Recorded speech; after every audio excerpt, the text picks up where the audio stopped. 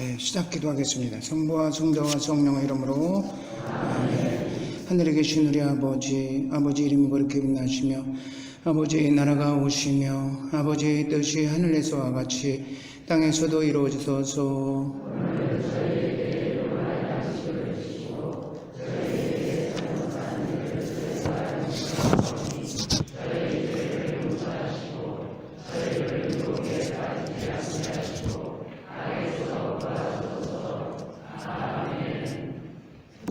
은총이 가득하신 마리아님 기뻐하소서. 주님께서 함께 계시니 여인 중에 복되시며 태중의 아들 예수님 또한 복되시나이다.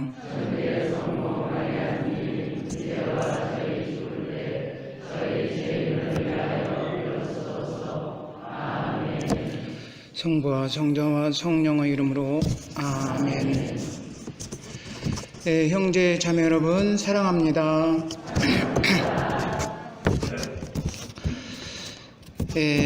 우리는 대림시기 3주를 지금 보내고 있고요. 이제 마지막 특강 행복한 가정생활 행복한 신앙생활 그렇게 공지가 나갔죠. 행복한 신앙생활에 대해서 제가 1시간 정도 아니면 더 길게 말씀을 드려볼까 합니다. 사람은 누구나 다 행복하기 위해서 삽니다. 세상 사람들이나 우리 하느님을 믿는 사람들이나 다 행복을 추구하면서 살죠.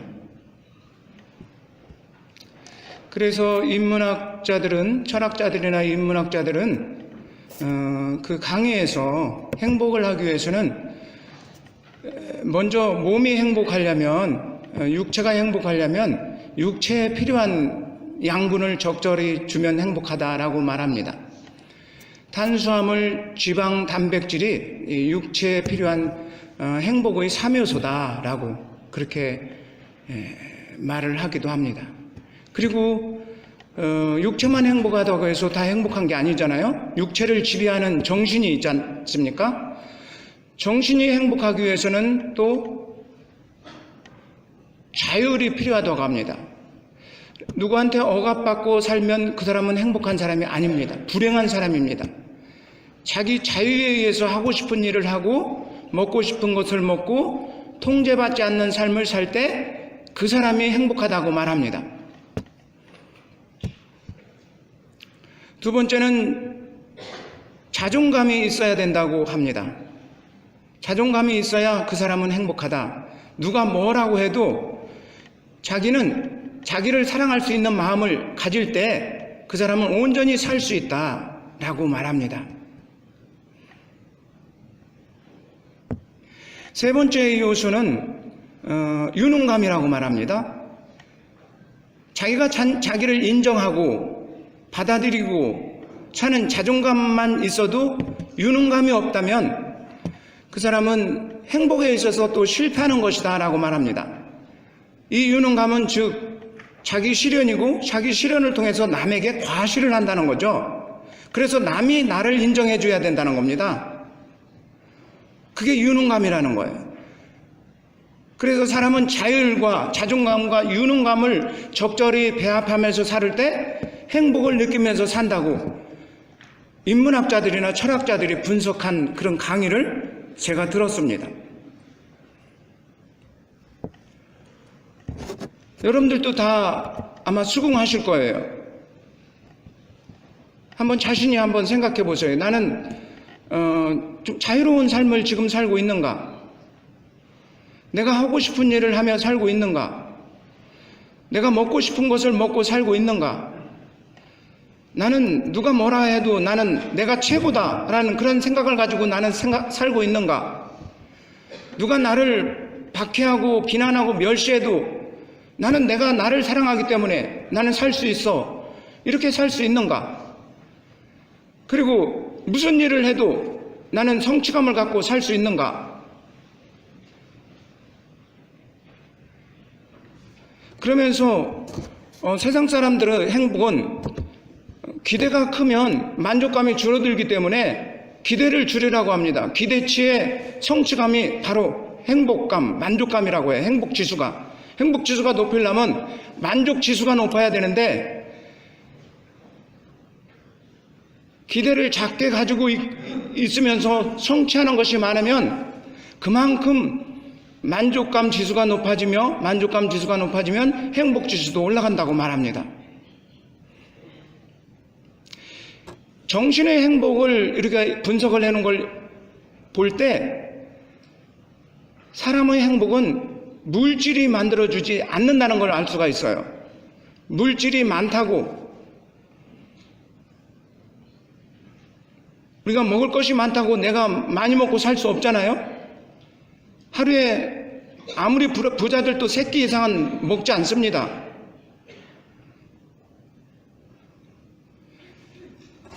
그래서 물질의 양에 따라서 내가 행복이 높은 것이 아니라는 겁니다. 이것은 세상 사람들도 너무나 잘 알아요.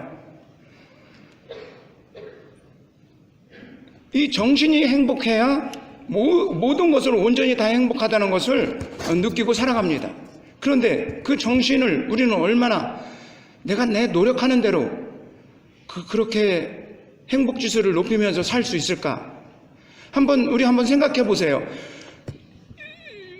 가난하게 살았던 보릿고개 시절에 60년대, 60년대 아이를 최하 5명씩 낳았고 많이 나면 10명, 12명씩 그렇게 낳았더니 그 시절이 행복지수는 지금보다 훨씬 높았다고 말합니다.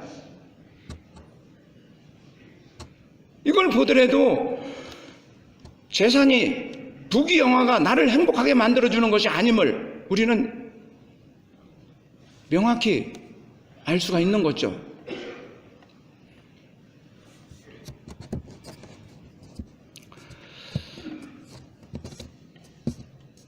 또 어떤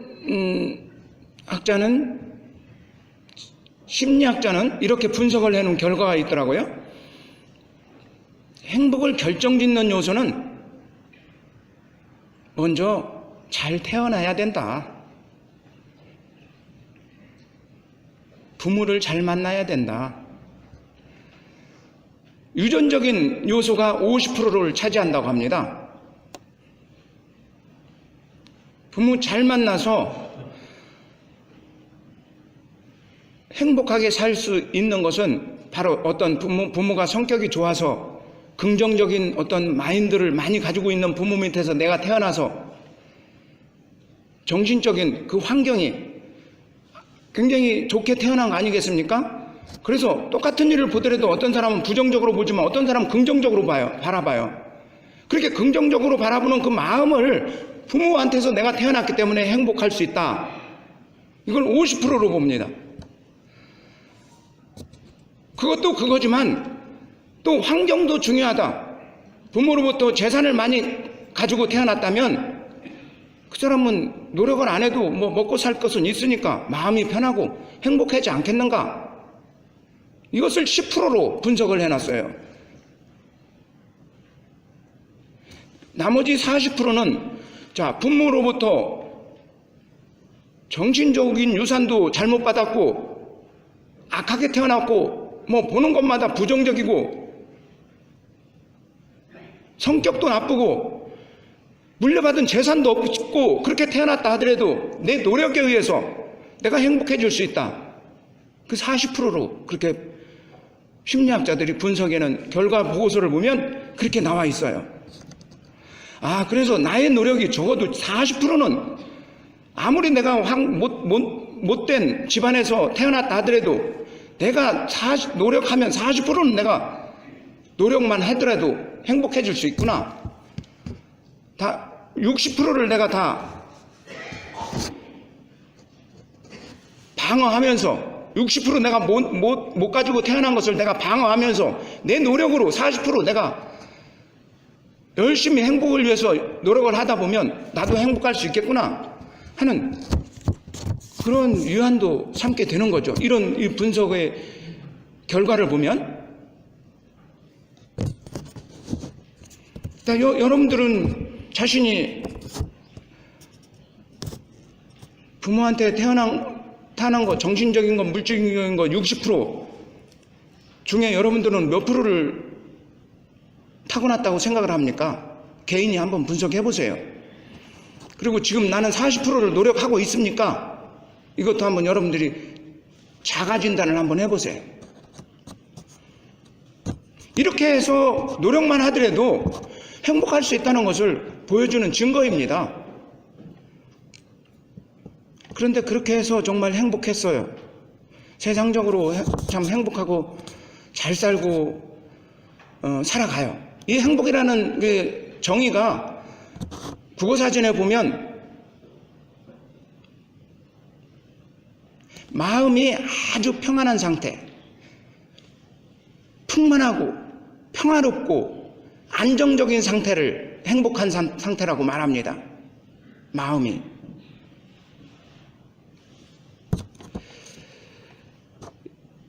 세상적으로 행복한다 하더라도 마음이 정말 우리를 행복하게 만들어주느냐? 그렇지 못합니다. 그래서 우리는 하느님이 주는 행복을 추구해야 하는 것이죠.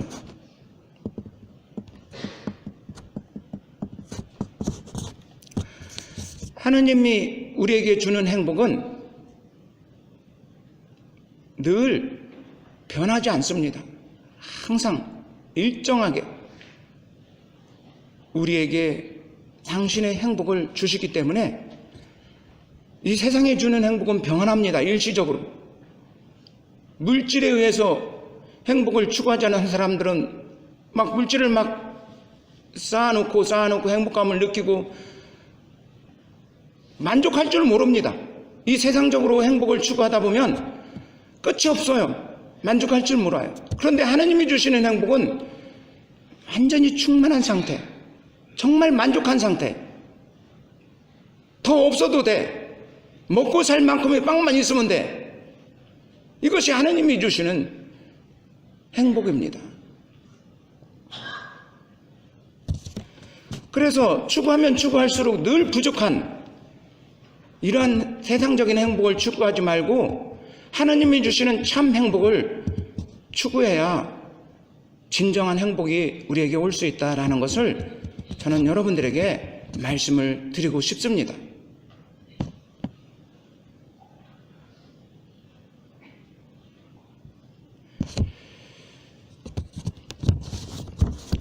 이쯤에서 노래 하나 한번 불러보겠습니다.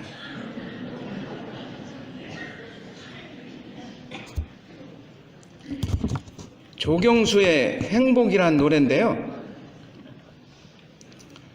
다 여러분들 아실 거예요.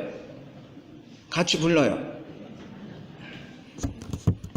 행복이 무엇인지 알 수는 없잖아요.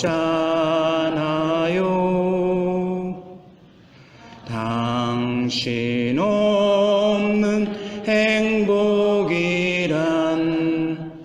있을 수 없잖아요. 이 생명 다 바쳐서 당신을 사랑하리. 이 목숨 다 바쳐서 영원히 사랑하리. 이별만은 말아줘요. 내 곁에 있어줘요. 당신 없는 행복이란 있을 수 없잖아요.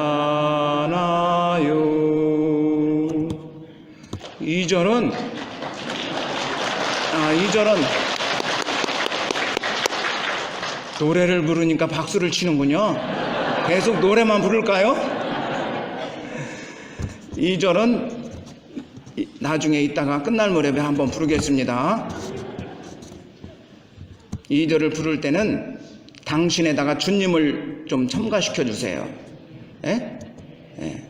당신이 아니라, 여보 당신이 아니라 여기 주님, 여기 십자가상에 계신 주님, 주님이라고 바꾸어서 한번 불러보세요. 왜냐하면 주님이 정말 진정한 행복을 주셔야 당신도, 여보 당신도 나에게 행복을 주시거든요. 주님이 주시는 복이에요. 그게 여보 당신이 주는 그 복이.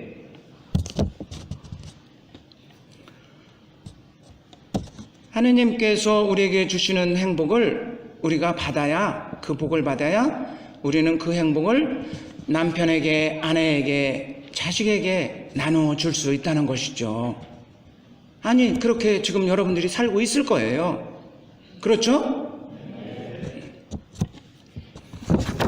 하나님이 우리에게 어떻게 행복을 주시는지 제가 하나님의 말씀을 통해서 한번 근거를 이렇게 들어볼까 합니다. 시편 1장에서, 시편 1장은 150편까지 그 모든 말씀을 다 요약한, 한 장으로 요약하는 말씀입니다. 그래서 시편은 행복에 관한 시예요. 이 시편 1편이 행복시입니다. 행복시.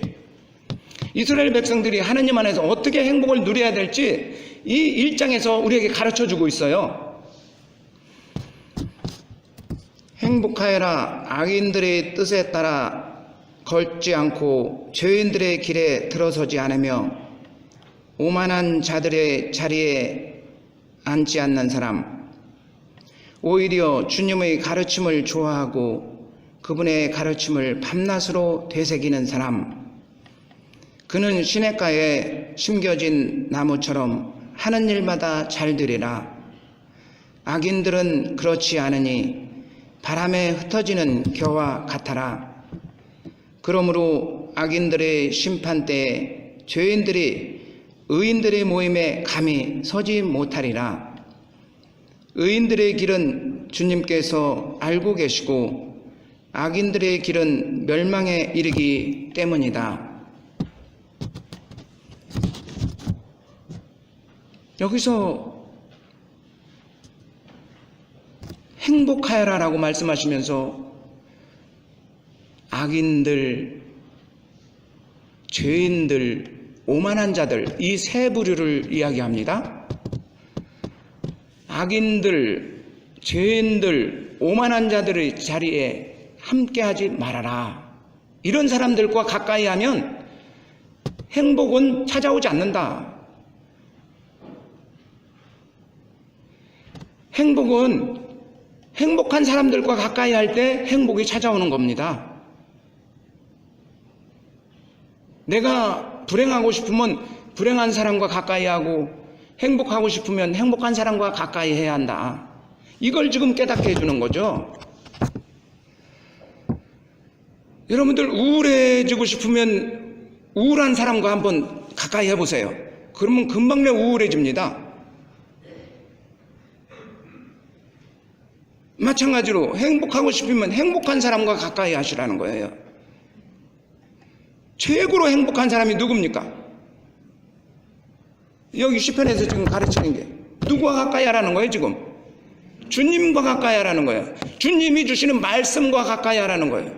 그래서 밤낮으로 주님의 말씀을 되새기는 사람, 그 사람이 행복하다.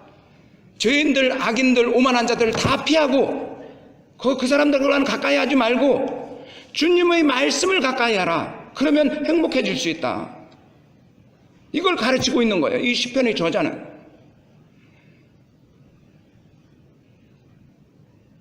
여러분들 주님의 말씀을 이렇게 읽으면서 참 평화를 느낄 때가 있었을 거예요. 참 사랑을 느낄 때가 있었을 거예요. 주님의 사랑. 주님이 주시는 평화는 야, 이 말씀 안에서 이렇게 있는 거구나 하는 것을 여러분들이 말씀을 묵상하면서 다 느껴보신 사람이 있을 거예요. 그렇죠? 왜 이렇게 대답이 이렇게 자고. 그럼 대답이 지금 천천한 사람은 아주 긴가 맹가 나는 잘 못 느껴봤는데 좀 그런 사람이라는 거예요?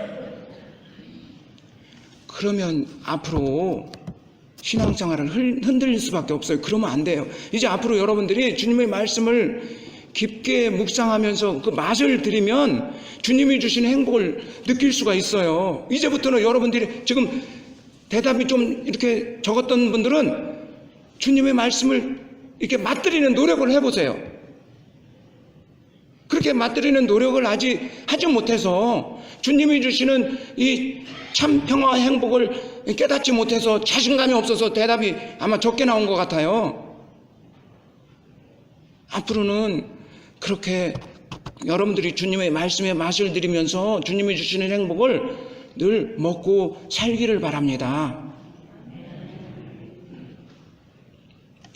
그러기 위해서는 우리 성서 공부반도 많이 가입을 해서 공부도 해야 되겠죠. 우리 가톨릭 성서 모임도 있고 200주년 성서 공부반도 있고 우리 성당에 여러분들이 말씀을 맛들일 수 있도록 이런 반이 많이 있어요. 그런데도 많이 가입해서 여러분들이 공부하시면서 하나님 말씀을 맛들이세요. 그리고 매일 미사, 영성체, 매일 미사를 통해서 우리에게 하나님이 주시는 독서와 복음의 말씀 여러분들이 읽고 깊게 미사 전에 좀 일찍 오셔서 한 10분이라도 일찍 오셔서 읽고 묵상을 해보세요. 그러면 엄청나게 은혜가 쏟아집니다. 하나님이 우리에게 주시는 이 행복입니다. 그게 그 은혜가.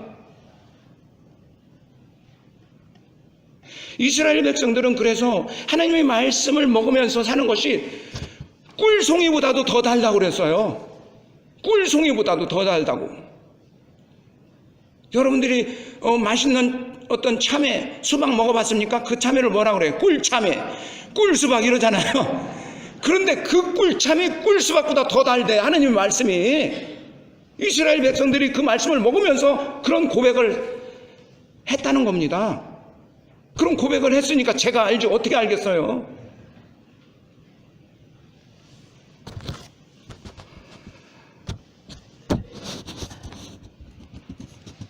하나님의 말씀은 그 자체로 진리입니다. 하나님의 말씀은 변하지 않습니다. 하나님의 말씀은 바로 예수 그리스도이십니다. 태초 때 그 요한복음 1장에 보면 태초 때 말씀이 사람이 되셔서 이 땅에 나타났다. 그런데 사람들은 알아보지 못했다. 이분이야말로 진리이시다. 이렇게 가르쳤어요, 요한 사도가. 그래서 이 말씀은 진리이자 예수 그리스도이시다. 이것을 우리는 믿죠. 믿고 살아가죠. 의심하지 않죠.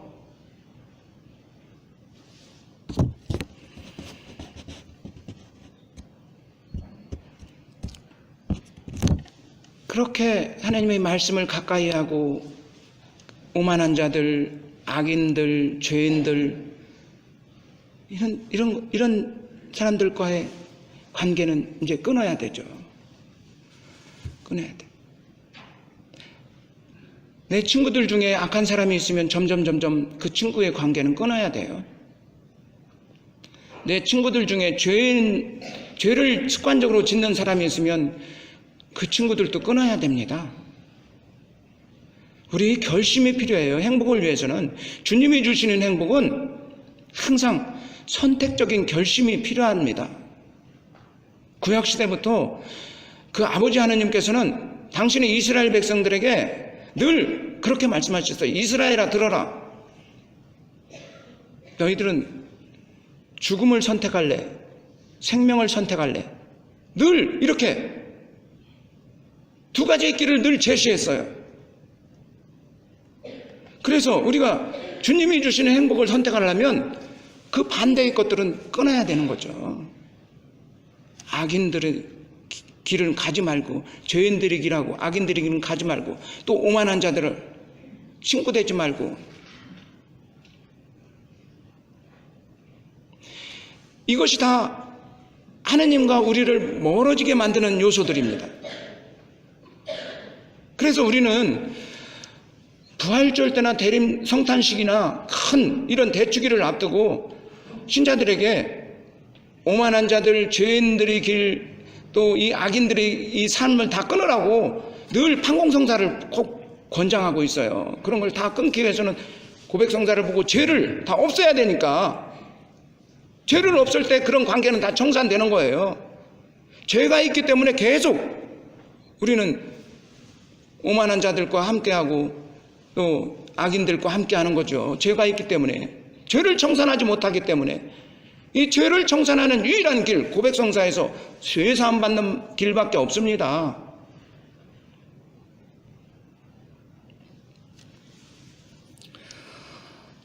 우리 가정의 모든 식구들이 행복하고 편안하려면, 예수님이 주시는 참 평화를 누리게 하려면, 그래서 냉담자가 있으면 안 된다는 거죠. 나만 마음 편하고 나만 하나님이 주신 행복을 누리고 그래서 그 사람이 마음이 편합니까? 가족의 모든 식구들은 다 냉담에 빠졌는데? 그래서 나 때문에 우리 가족의 식구들이 불편하고 평화를 누리지 못하고 있다는 걸 생각해 보세요. 냉담자라면 그 사람이 성당에 빨리 나와서 고백성사를 보고, 우리 가족의 식구들이 다 평안하게 해줘야 되겠구나. 나 때문에 걱정하고 늘 그늘에 빠져 있어. 얼굴을 보니까 근심에 빠져 있어. 가족의 식구들이 다 성당에 나와야 되는데 얼굴이 피지 못하고 있어요. 늘 근심 걱정에 빠져 있다고요. 그래서 그 냉담자들이 빨리 나오게 하기 위해서 우리 성당은 지금 미사 전에 자비기도 5단을 바치고 또 개인적으로 묵주의기도 5단을 바치게 그렇게 권장을 하고 있어요. 그 냉담자들이 빨리 회도를 하라고. 가족의 모든 식구들이 다 평화를 누리고 행복을 누리라고. 행복은 가정 안에서 시작해야 합니다. 가정이 행복하지 못하고 직장이 행복하지 못합니다. 가정이 행복하지 못하고 교회가 행복하지 못합니다. 여기서 제가 이숲 우화의 행복에 대한 이야기를 하나 들려드릴게요. 이숲 우화에 파랑새 이야기가 있죠.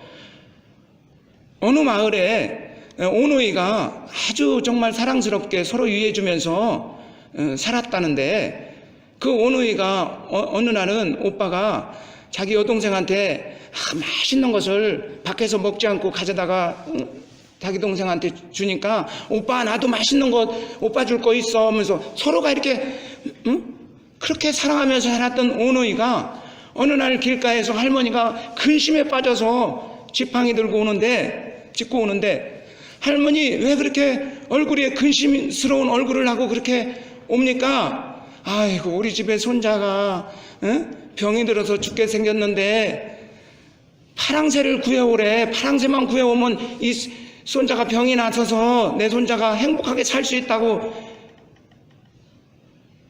그러더랍니다. 그래서 이 오누이가 파랑새를 구하기 위해서 추억의 나라로 갔다고. 추억의 나라에서 파랑새를 구해다가 집에 갖다 주려고 자기 동네에 오니까 이게 쭉 늘어져 가지고 죽으려고 그래서, 아이고 오빠 이 새는 그 나라에서만 사는 새인가 봐. 여기서 죽으려고 그래. 그래 다시 갖다 줬답니다. 그 나라로. 그리고 두 번째 밤의 나라로 가서 또 파랑새를 구하러 갔는데 이건 깜깜해서 잘 보이지 않더니 눈을 한참 감고 이렇게 쳐다봤더니 뭐 껌껌껌껌한 것이 날아가서 딱 잡았다는 거예요. 아이고 이게 파랑새인가 보다. 아무리 봐도 파랗지는 않네. 검은 새야.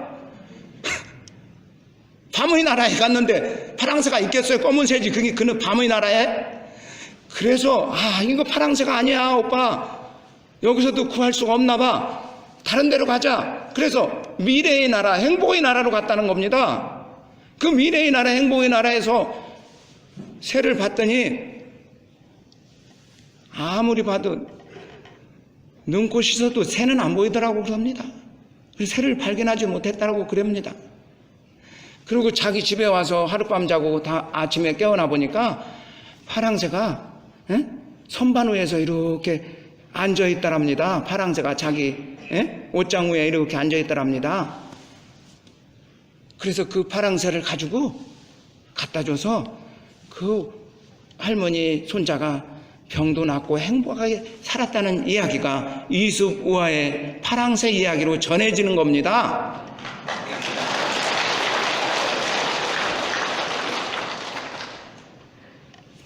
제가 왜 이 말씀을 드리냐면 행복은 멀리 있지 않다.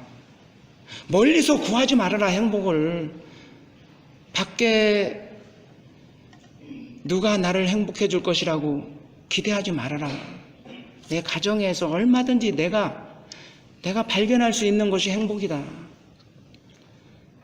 이 오노이가 가정 안에서 파랑새를 찾았듯이 돌아다니면서 찾아내지 못한 파랑새를 가정 안에서 찾았듯이 여러분들도 행복을 가정 안에서 먼저 꾸려나가야 된다. 가정에서 행복하지 못하고 직장에서, 성당에서, 이웃 간의 행복을 절대 누릴 수 없다는 겁니다.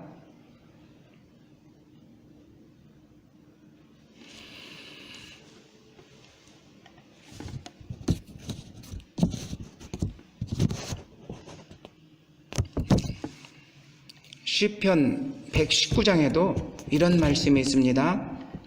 행복하여라. 그 길이 온전한 이들, 주님의 가르침을 따라 걷는 이들, 그분의 법을 따라 걷는 이들, 마음을 다하여 그분을 찾는 이들. 가르침, 법, 그분, 가르침, 법, 그분, 하느님, 진리, 말씀 다 똑같은 거예요. 이 안에서 행복을 누려야 된다는 거죠. 이 안에서. 왜냐하면 하느님이 주시는 행복은 절대 우리를 실망시키지 않아요. 세상이 주는 행복은 우리를 잠시만 줄 수 있어요. 영원히 줄 수 없어요. 우리를 실망시켜요. 늘. 그래서 불안해요. 세상이 주는 행복은. 그렇지만 하나님이 주시는 행복은 불안하지 않습니다. 영원한 행복입니다.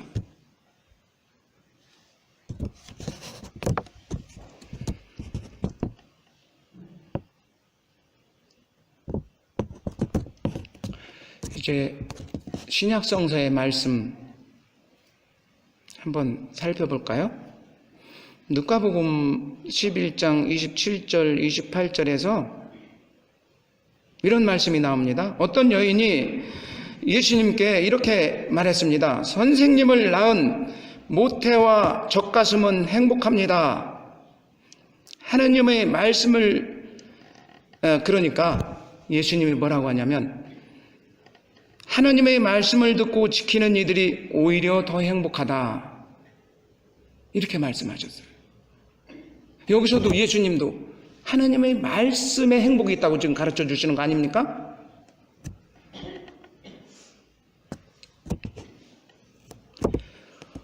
여인은 육체에다가 행복을 두었어요.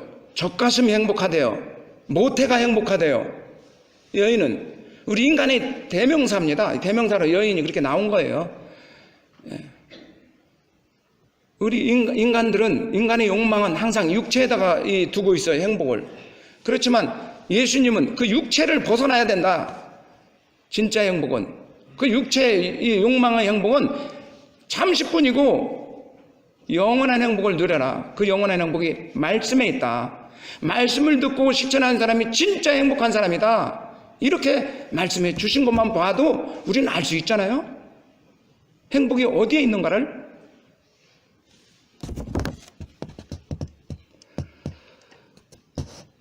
그렇다고 뭐 육체를 포기하라 그런 건 아닙니다. 육체적인 행복도 먹는 식욕 얼마나 즐겁습니까? 먹는 거. 식도락가들은 참 얼마나 그렇다고 많이 먹으면 죽어요. 또 적당히 먹어야지. 육체적인 행복도 필요합니다. 중요합니다. 제가 그걸 무시하라는 얘기는 아니에요. 그게 전부 다가 아니라는 거죠. 그건 조금만 누리고 많이 누리는 것은 바로 하나님이 주시는 행복. 이것을 많이 누려야 된다. 영적으로. 바로 영적인 행복이 더 중요하다. 그러니까 육적인 행복보다.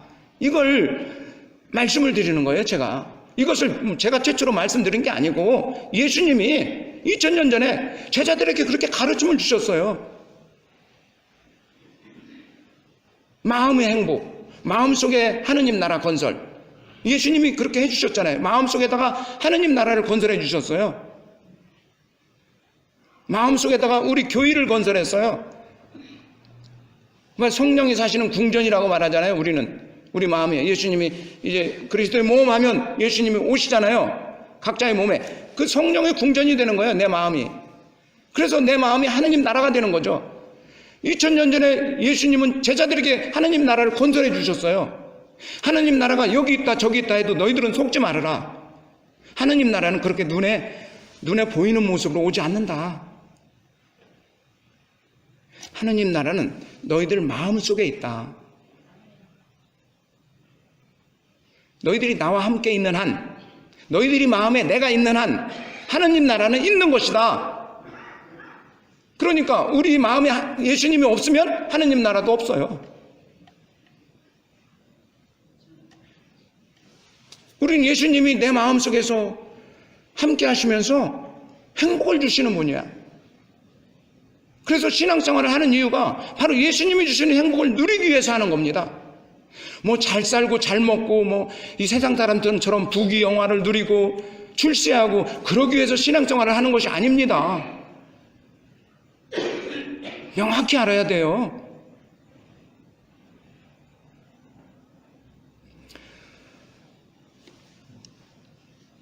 세상 사람들은 부귀영화, 권력, 명예 이런 거 다 추구하며 그것이 많아지면 많아질수록 행복으로 착각하면서 살고 있는 거죠. 그게 진짜의 행복은 아닙니다. 벌써 예수님도 세례자 요한으로부터 요르단강에서 세례를 받고 40일 동안 광야에서 악마로부터 훈련을 받을 때 예수님이 제시해 준 것이 있잖아요. 그 악마에게 사람은 빵으로만 사는 게 아니다. 하나님의 말씀으로 살 때 행복하다.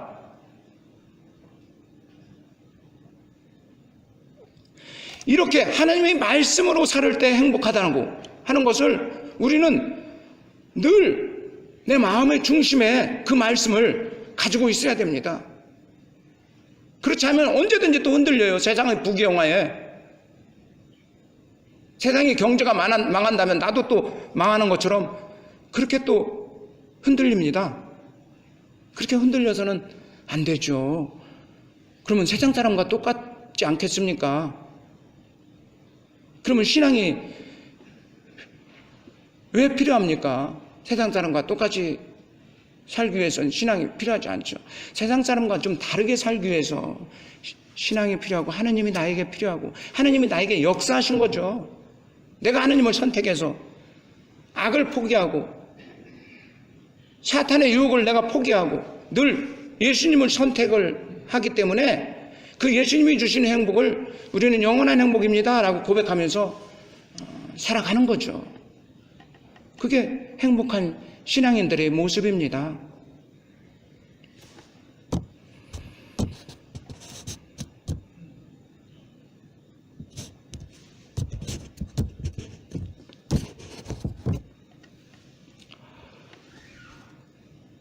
우리가 행복하게 살기 위해서 예수님은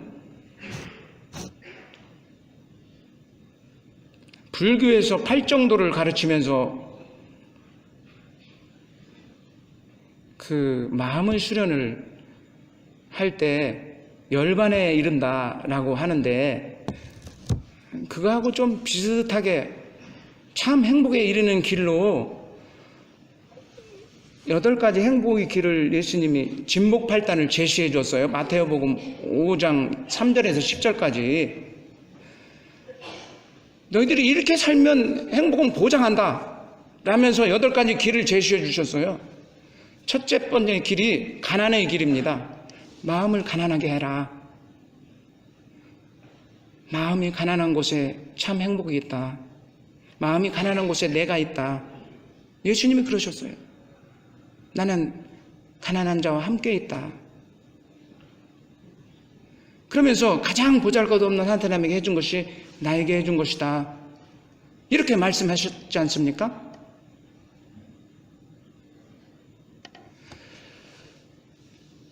마음이 가난해야 된다. 마음이 가난해야 된다. 마음은 바로 하나님이 사시는 곳이니까 하나님은 늘 가난한 곳에만 계신다는 걸 알 수 있어요. 부유한 곳에는 계실 틈이 없어요. 마음이 가난하려면 겸손해야 되겠죠? 교만하면 안 되겠죠? 바로 교만하고 반대길입니다. 마음이 가난하다는 건 겸손의 길로 가는 겁니다. 항상 나를 낮추고, 내가 비록 가진 것이 없으면 오히려 더 좋아해야 되고, 마음이 가난하게 살려면 가진 것도 없어야 돼, 이렇게 생각하면서 오히려 더 좋아해야 되고, 또 가진 것이 많은 사람들은 나는 가진 것이 많아서 마음을 가난하게 할 수 없나 봐, 이렇게 하면 안 되겠죠. 가진 것은 많지만 이것은 내 것이 아닙니다. 하느님 당신 것입니다. 이렇게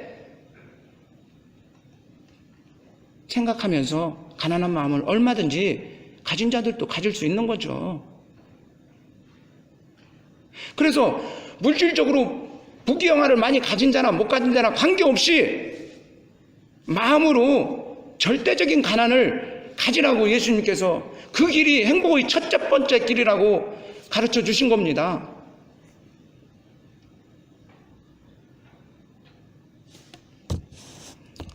두 번째는 슬피 우는 사람은 행복하다라고 말씀하셨습니다.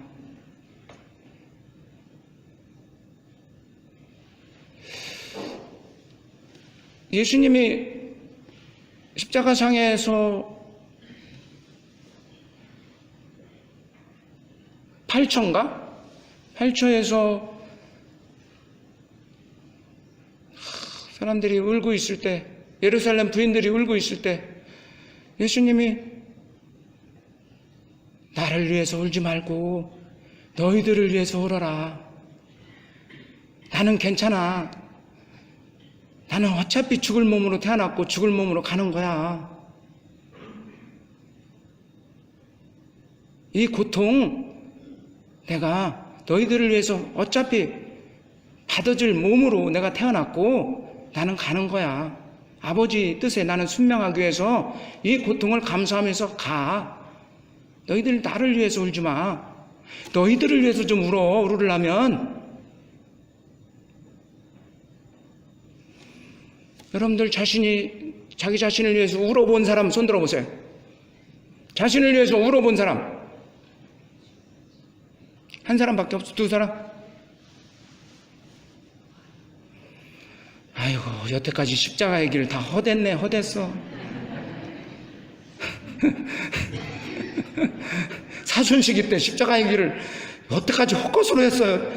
자신을 위해서 울으라고 늘 예수님이 너희들을 위해서 울어. 나를 위해서 울지 마. 그 8처에서 늘 하시는 그 말씀을 뭘로 알아들었던 거예요, 좀. 예?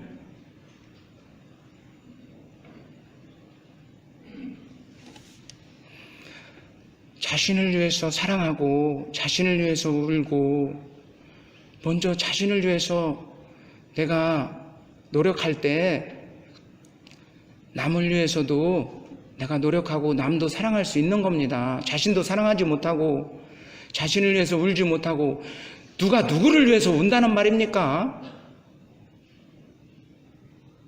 나를 위해서 울지 못하고 내 자녀를 위해서 울지 못합니다. 그건 가짜입니다. 그래서 나를 사랑하는 것처럼 자식을 사랑하라는 거예요. 이건 예수님이 말씀이지 않습니까? 너희 자신을 사랑한 것처럼 남을 사랑하라.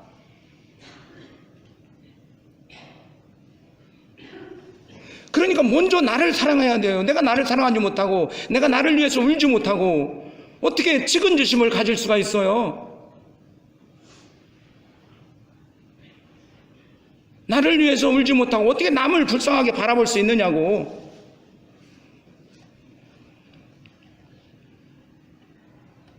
지금부터 여러분들은 자신을 위해서 울고 자신을 위해서 사랑하시기 바랍니다. 그러면서 그런 마음이 자신 안에만 갇히지 말고 가족들에게 미치고 그 영향이 이웃들에게 미치기를 바랍니다.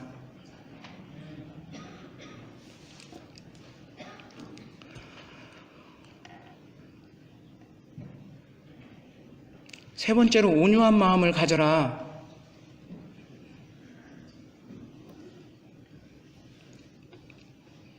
그래야 행복하다.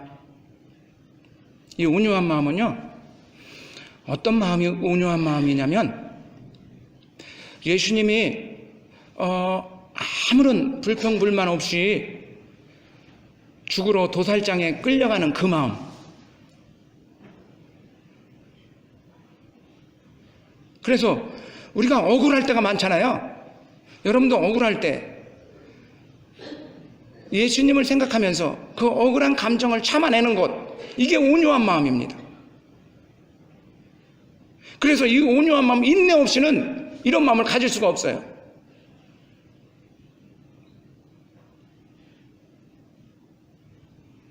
끝까지 참는 마음이죠. 그러니까 끝까지 참는 거, 한 번 참는 것이 아니라 죽을 때까지 참는 거. 예수님이 죽을 때까지 참았잖아요. 죽음을 완성할 때까지, 피 한 방울 남김없이 다 쏟을 때까지 그렇게 참았어요. 그래서 예수님이 온유한 마음을 가진 사람이 전형적인 대표자입니다. 이런 마음을 가질 때 여러분들이 행복하다, 이렇게 말씀해 주셨어요.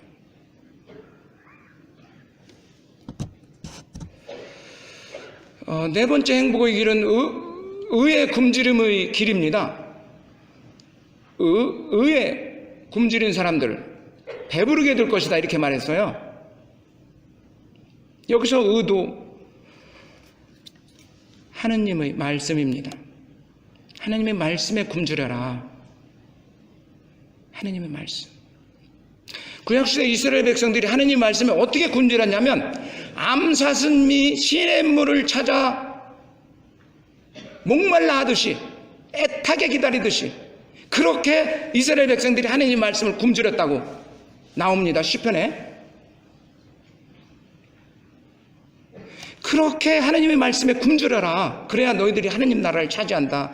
그래야 행복한 삶을 살 수 있다. 이렇게 가르쳤습니다.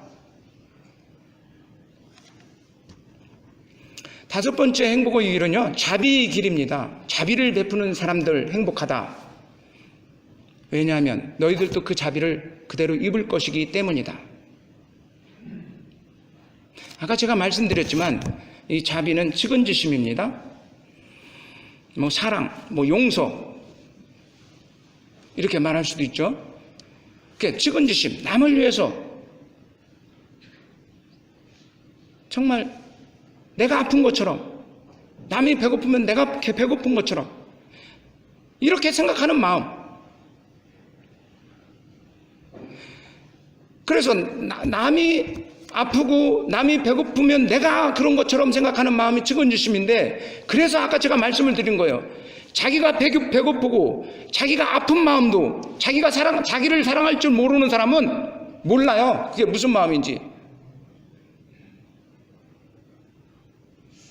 내가 중요하고, 내가 아픈 것도 중요하고, 내가 배고픈 것도 중요하기 때문에 남의 것도 그렇게 중요하다는 겁니다. 그게 역지사지라는 말이죠.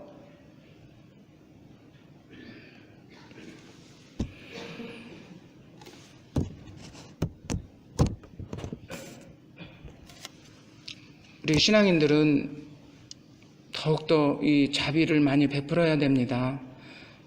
예수님이 당신 자신의 몸을 다 내어주셨듯이 우리도 내가 가진 것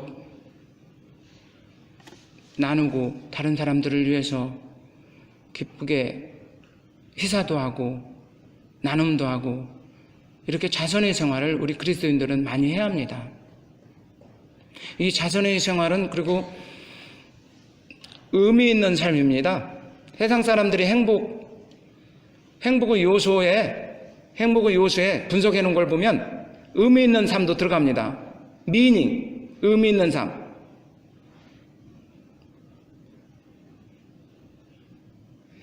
가치 있는 삶, 의미 있는 삶, 가치 있는 삶을 추구할 때 행복하다. 이건 세상의 학자들이 연구해 놓은, 논문에서 연구해 놓은 말입니다.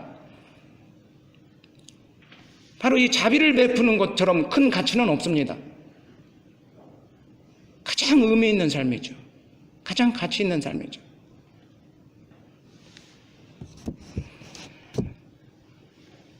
이런 사람들은 하느님의 자비를 또 입는다. 하느님께서 베풀어 주신다는 거죠. 그 은혜를.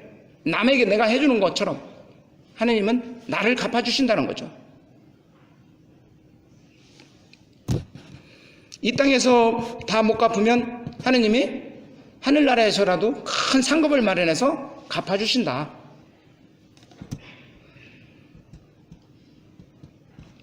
일곱 번째 행복의 길은 마음을 깨끗하게 해라. 아까 슬피 우는 것, 남을 위해서 슬피 우는 것, 자신을 위해서 먼저 울으라고 말씀했잖아요. 바로 거기가 회개의 시작입니다. 회개를 못하는 사람들은 자기를 위해서 슬피 울지 못하기 때문에 그래요. 내 탓이오, 내 탓이오. 내가 죄인이로소이다. 그러면서 진심으로 자기 죄를 뉘우치고 울면 그 회개를 참 잘할 수 있어요. 그런 사람들은. 그래서 마음이 깨끗하는 건 이 회개의 완성이에요. 아까 슬피 우는 건 회개의 시작이고, 이 마음이 깨끗한 사람은 하나님이 얼굴을 본다고 그랬어요. 얼마나 마음이 깨끗하면 하나님의 얼굴이 그 사람에게 나타날까요? 성모님에게 천사가 나타났잖아요. 그런데 하나님이 직접 나타난대요. 마음이 깨끗한 사람은. 천사도 아니고 하나님이 얼굴을 본다고 그랬으니까.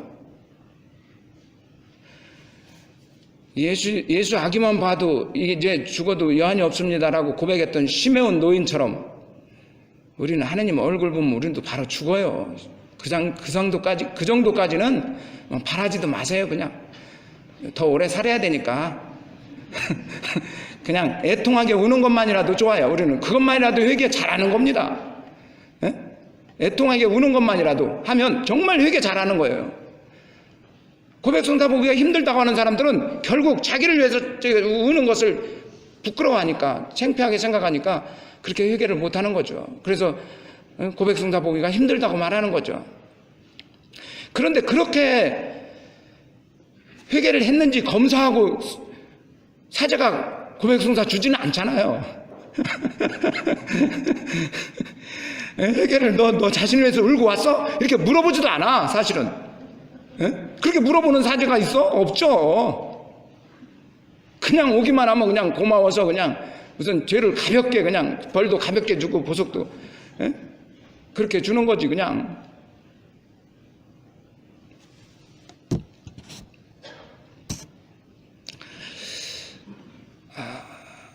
아까 여섯 번째가 마음이 청결한 자, 하나님의 얼굴을 볼 것이다 이고요. 일곱 번째가 평화를 위해서 일하는 자, 행복하다라고 말했어요. 평화를 위해서 일하는 자. 이 평화는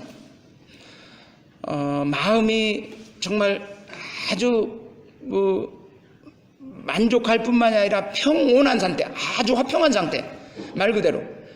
그러니까 이 상태가 바로 행복이죠. 행복. 그래서 행복 없이는 평화도 있을 수 없어요. 행복한 사람은 평화를 지금 누리고 있는 겁니다.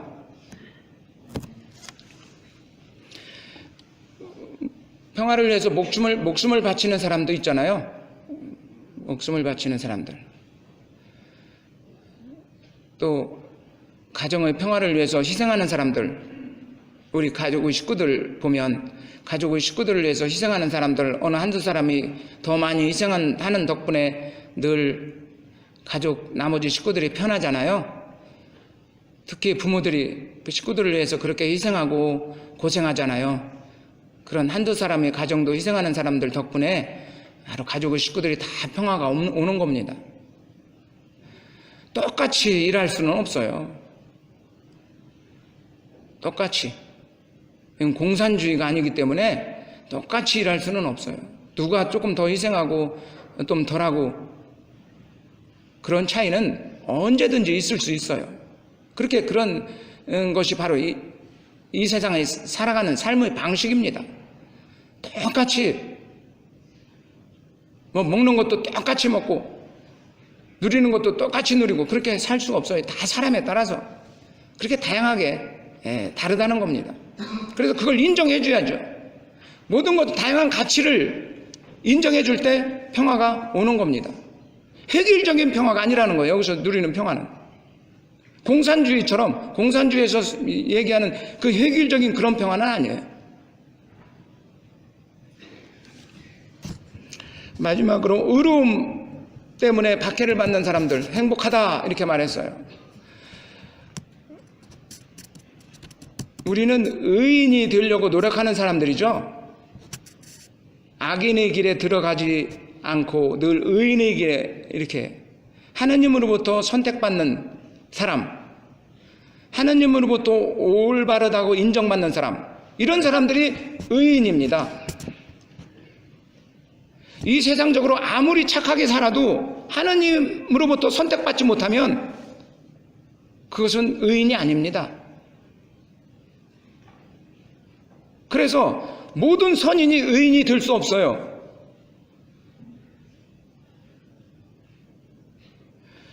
그렇지만 악인은 의인이 될 수가 있습니다. 악인의 길에 다시 들어서지 말고 다시 하느님을 선택해서 죄를 청산할 때, 고백성사를 보고 죄를 청산할 때 그 사람은 또 의인이 되는 겁니다. 그래서 의인과 악인은 뭐 한순간이에요. 그냥 어디 뭐 그냥 따로 있는 것이 아니라 언제든지 내가 악인의 길에 갈 수도 있고, 내가 선택하면 내가 또 거기 외면하고 다시 하느님을 향해서 발길을 돌리면 다시 또 내가 의인의 길에 동참할 수가 있는 겁니다. 순식간에 그런 일은 이루어질 수 있는 거예요. 그렇지만 하느님은 언제든지 우리가 의인으로 살기를 바라셔요. 사도 바울은 그래서 의인은 믿음으로 산다고 말했어요. 믿음 없이는 의인이 될 수가 없어요.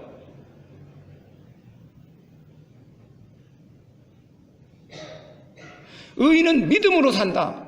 첫째도, 둘째도, 셋째도, 마지막도 다 믿음이다. 믿음 없이는 우리가 의인이 될 수 없다.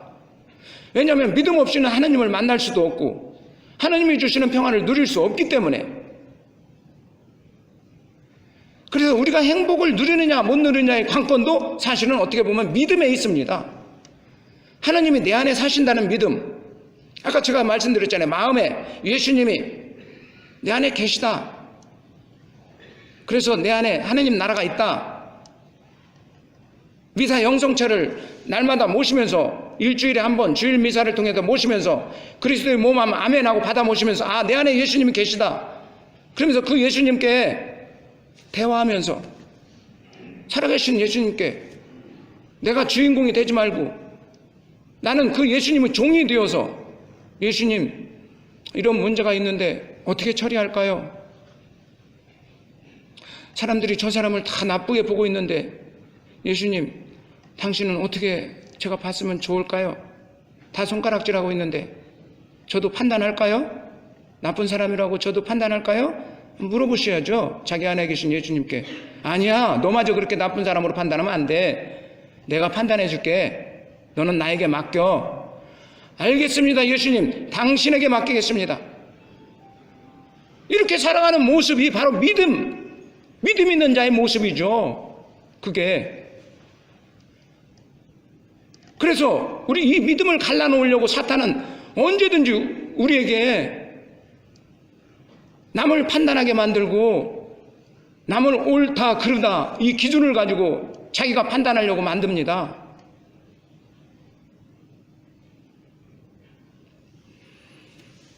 사탄은 우리에게 늘 나를 드러내기를 그렇게 꾀고 있어요. 나를 과시하려고.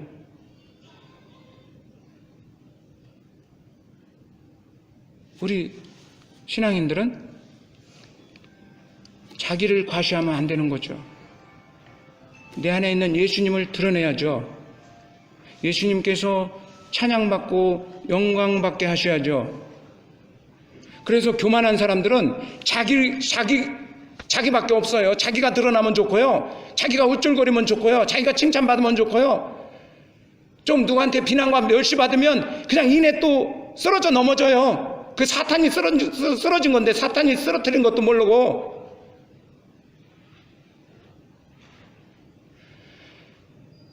저도 넘어졌다가 일어서고 저도 넘어졌다가 일어서고 많이 그랬습니다. 작년에 한 해 동안. 그래서 올해는 아예 목표를 내가 비난받고 멸시받는 것이 목표로 삼자. 그러면 하늘나라에 받을 상이 크다고 예수님께서 8번째 행복의 길을 제시해 줬는데 의로움 때문에 박해받아라. 나 때문에, 그 의의 주인공이신 나 때문에 박해받아라 너희들.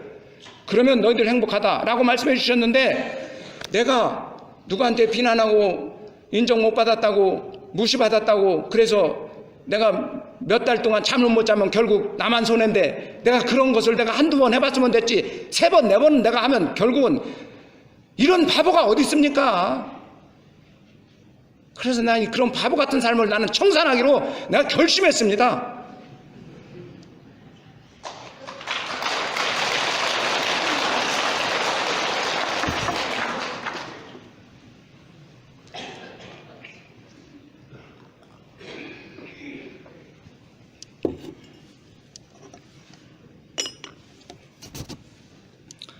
여러분들도 행복을 누리기 위해서는 행복을 방해하는 사탄과 늘 대적하면서 경계하면서 살아야 합니다. 그러면서 자기는 죽여야 합니다. 나는 죽이고 내 안에 예수님만 살려야 합니다. 내가 밥을 먹는 것은 예수님이 나의 손을 이용해서 밥을 먹는 것입니다. 내가 생각하는 것은 예수님이 생각하는 것입니다. 이제 나는 없습니다. 없음으로 태어났고 없음으로 살아야 합니다. 죽을 때도 아무것도 없이 없음으로 갑니다. 그럴 때 이 현재가 평화롭고 행복해질 수 있습니다. 여러분이 없음으로 살아갈 때 여러분이 가정이 행복이 찾아옵니다.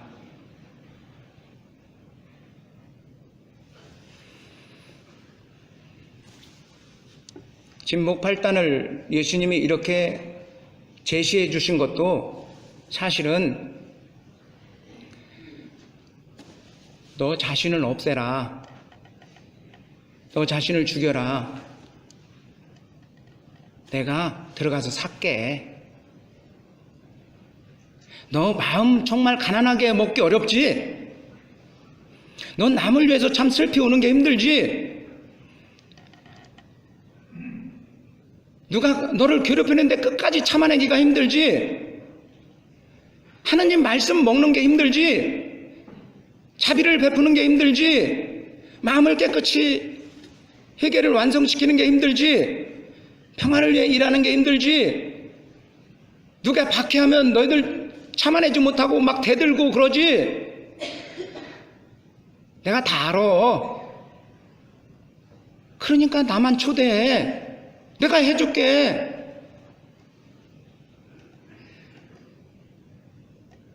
이것이 진복 8단이에요. 그래서 진짜의 복이라고 말하는 거예요. 다른 복들은 내가 노력을 해서 얻는 복이라면 이건 노력 없어요. 그냥 예수님만 초대하면 돼. 내 안에 예수님이 해준다는데.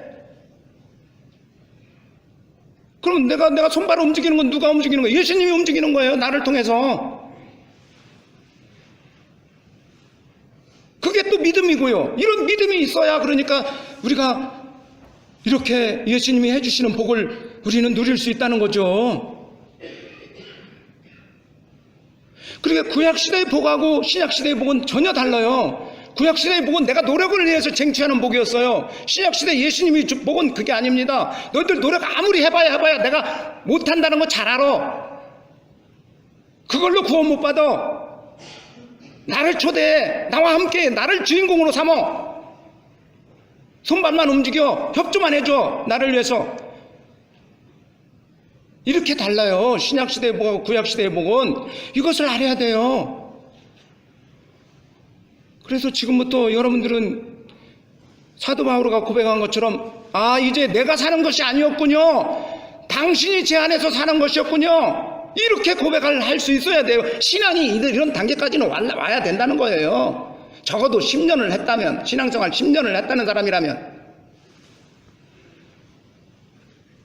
10년 넘은 사람 손 들어보세요. 신앙생활. 이렇게나 많아?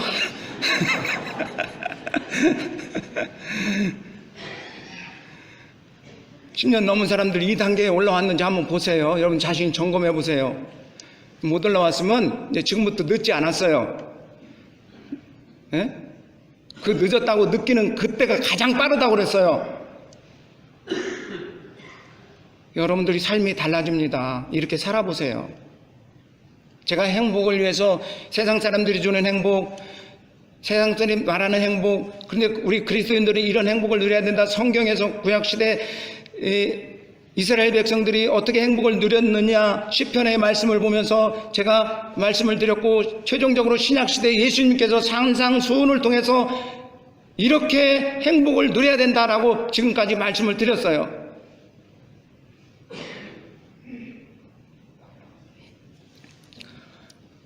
내 안에 행복은 늘 예수님께서 주시는 행복을 잡고 살아야 합니다. 그래야 우리가 완전한 행복을 흔들리지 않고 늘 누릴 수가 있는 것이죠. 누가 박해하고 누가 비난하고 나를 무시해도 그것 때문에 전혀 흔들리지 않고 오히려 그러면 그럴수록 하느님께서 나에게 더 큰 행복을 주신다는 것 생각하시면서 아예 목표를 불행하게 사는 걸 목표로 삼으세요. 그냥 차라리 내가 배척받고 비난받고 불행하게 살면 하늘나라에서 받을 상이 크다고 그랬는데, 아이고 누가 나를 무시하면 얼마나 고마운지 몰라. 그 사람한테 오히려 고마워. 나를 이렇게 하늘나라에서 큰 상을 받게 해주니 얼마나 고마운지 몰라. 잠도 더 잘 와. 제가 그렇게 느껴봤어요. 제가 그렇게 살아봤기 때문에 지금 말씀드리는 거예요. 제가 그렇게 잠도 잘 와. 그래서 여기 얼굴 좋아졌죠 좀. 술도 안 먹어 이제. 그동안에 피로물질을 많이 먹었더라고 내가. 이제 소주 이상 높은 건 내가 안 먹어요. 끊었어.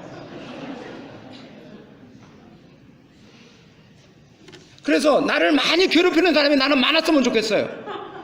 나 하늘나라 빨리 가게. 아니 빨리가 아니라 언제든 가더라도 언제든 가더라도 하늘나라 갈 수 있으니까. 하늘나라 따놓은 단상이니까. 내가 그렇게 무시받고 냉대받으면 하늘나라에서 받을 상이 크다고 했으니까 나는 이제 대접받는 걸 나는 포기했어요. 무시하고 냉대받는 것을 목표로 삼아야 되겠다 그렇게 생각을 했어요. 올 한 해 그렇게 제가 목표를 그렇게 삼았어요. 여러분들도 목표를 좀 달리 잡아보세요. 행복은 여러분들이 만드는 겁니다. 누가 안 주는 거예요. 저도 제가 이게 말씀을 통해서 행복을 여러분들이 이렇게 살아라 강요할 수 없어요. 그리고 강요하고 싶은 생각도 없고 여러분들 자신이 만들어가는 거예요. 파랑새를 찾으러 오누이가 아무리 밖에서 행복을 찾으려고 돌아다녔다 결국은 자기 집에서 자기 방에서 발견했듯이 자기가 자기 집에서 행복을 발견하는 겁니다.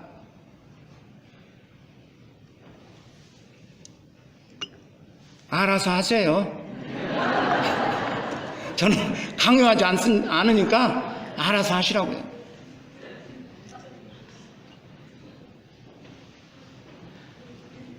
자, 그러면 1시간이 지났네요. 아까 노래 부른다고 그랬는데 노래 2절 부르겠습니다. 사랑이 중요한 것도 이제는 알았어요. 주님 없는 사랑이란 있을 수 없잖아요. 자, 이렇게 부르는 거예요. 사랑이 중요한 것도 이제는 알았어요. 주님 없는 사랑이란 있을 수 없잖아요. 이 생명 다 바쳐서 주님을 사랑하리.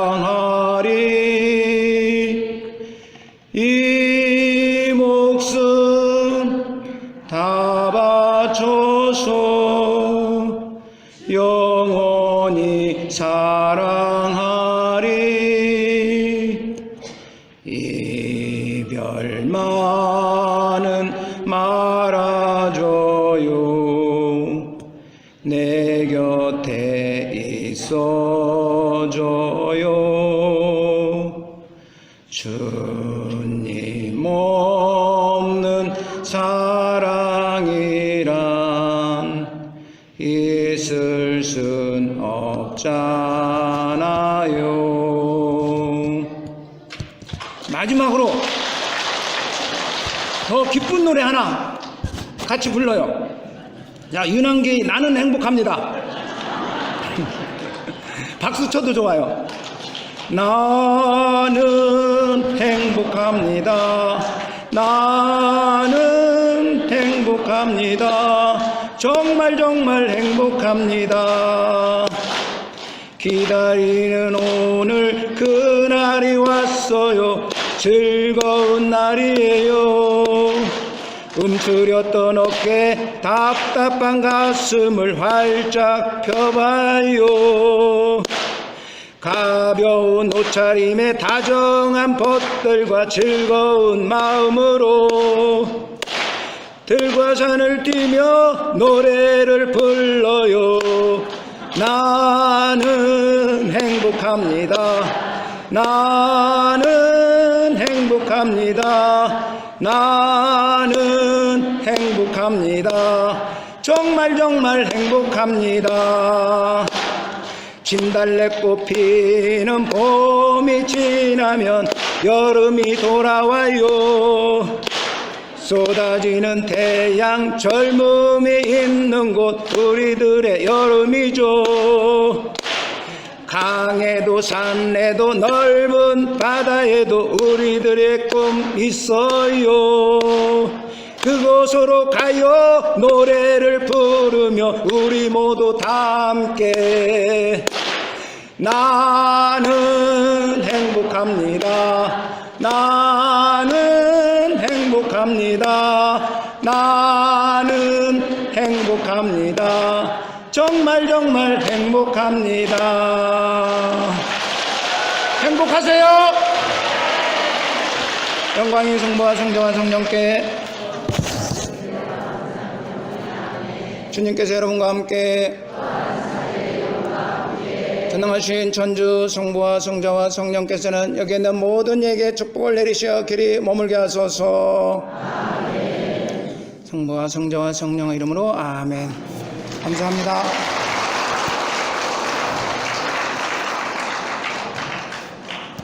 이상으로 저희 주간 축강을 모두 마치겠습니다.